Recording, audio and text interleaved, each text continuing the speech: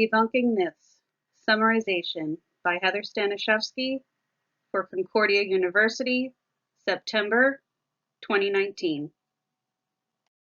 What exactly is the summarization myth?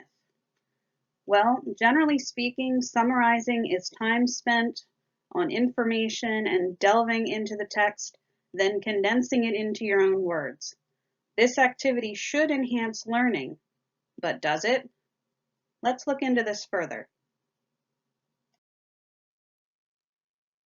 What exactly is summarization? To summarize something means to point out the main points of something or to put it in simpler terms. Debunking states that, quote, successful summaries identify the main points of a text and capture the gist of it while excluding unimportant or repetitive material, end quote. But does knowing how to summarize boost students' performance on assessments? Let's take a look. Why should it work? Let's take a look at this bar graph. As you can see, summarization and note-taking are the two methods that perform the best when tested immediately on or on delayed testing. As quoted in Debunki's article, Bretzing and Kohlhavy said, quote, summarization boosts learning and retention because it involves attending to and extracting the higher level meaning and gist of the material, end quote. The skill of summarizing is supposed to allow the students to pick out the main pieces and meanings of the text. However, there is a problem that can occur. If the students are not trained to do a summary correctly, or if the students are not choosing the correct main points of a text, it will not benefit their learning and retention because they will be retaining the incorrect information. Another issue that can have an impact on summarizing is each student's background knowledge. Carey says that, quote, the brain does not store facts, ideas, and experiences like a computer. It embeds them in networks of perceptions, facts, and thoughts, end quote.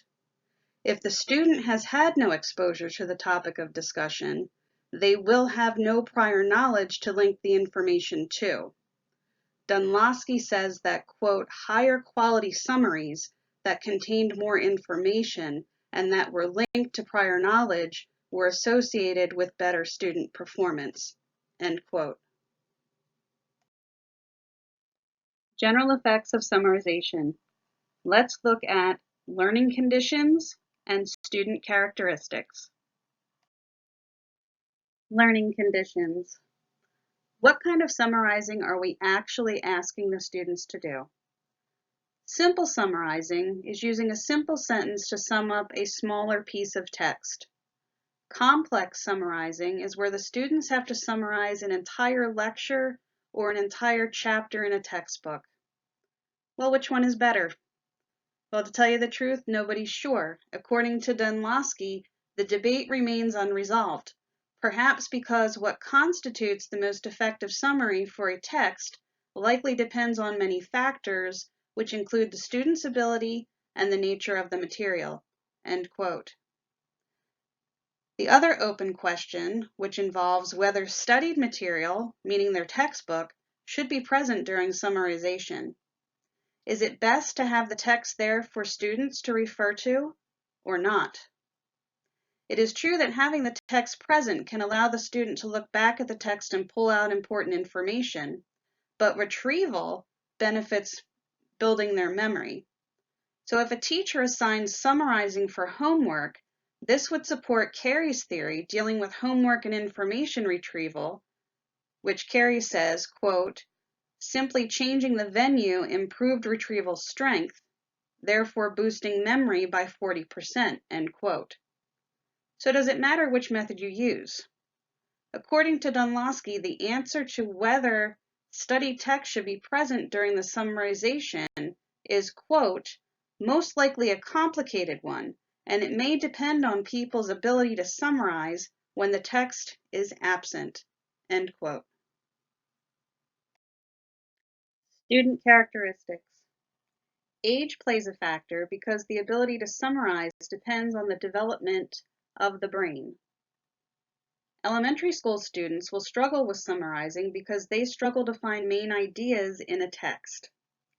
Middle school age students are beginning to be able to summarize, but still need training on how to find the main ideas in a text.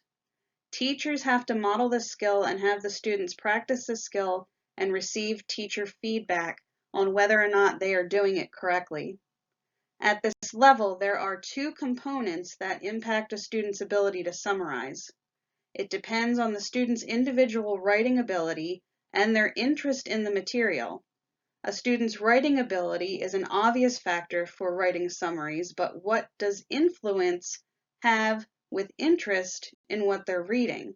According to Dunlosky, it seems plausible that, quote, students with more dominant relevant knowledge would be better to identify the main points of a text and extract its gist, end quote. For example, if a middle school student had an interest in baseball and the text was about baseball, they would probably have a better summary because of their background knowledge to be able to pick out the important elements in the article or text than someone who had absolutely no interest in baseball and had never studied the game at all. Pros and cons of summarizing. Pros. Students could answer questions that required analysis or application of knowledge. Students could also perform better on delayed tests if summarization is used. The cons were, on multiple choice tests, there was really no difference. And another con is students did worse on essay questions. Dunlosky states that, quote, across studies, results have also indicated that summarization helps later performance on essay questions more than it affects performance on multiple choice or other measures that do not require the student to produce information, end quote. Issues for implementation. There are many issues with using this strategy. The teacher has to take into account the age of the student, the developmental age of their brain function, any cognitive issues, any comprehension issues, and students who are not skilled at writing and summarizing. Dunlosky states that, quote, relatively intensive training programs are required for middle school students or learners with learning disabilities to benefit from summarization, end quote. In Pennsylvania, summarizing is an educational goal in itself. However, teachers may want to exercise caution when using summarizing as a study technique. Inaccurate information on summarizing. It's been used for years, but does it really work? According to Dunlosky, this question, quote, is difficult to answer. The summarization strategy has been implemented in many different ways across studies, making it difficult to draw general conclusions about its efficacy, end quote. So while summarization appears to benefit students, there is little evidence to prove how effective it really is. Overall assessment. With other strategies out there, summarizing is not that effective as a study technique. Once again, Dunlosky states that, quote, it can be an effective learning strategy for learners who are already skilled at summarizing. However, many learners, this includes children, some high school students, and even some undergraduates, will require extensive training, which makes this strategy less feasible, end quote. There are no classroom studies that prove the effectiveness of summarization as a technique that boosts students' learning, comprehension, and retention of course content. Personally, I would not use this as a study technique.